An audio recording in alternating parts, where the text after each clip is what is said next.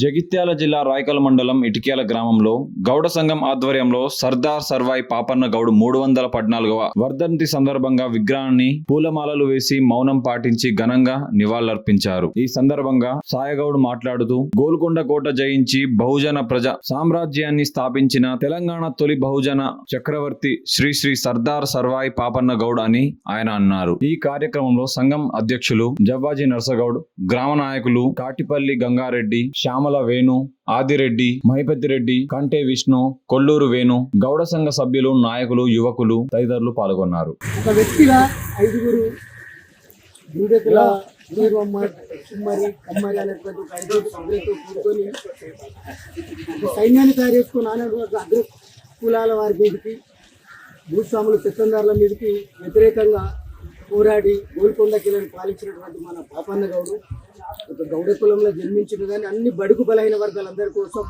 పోరాటం చేసి తన యొక్క ప్రతిమని చాటుకొని కొన్ని సంవత్సరాల పాటు గోల్కొండ కిలను పరిపాలించింది.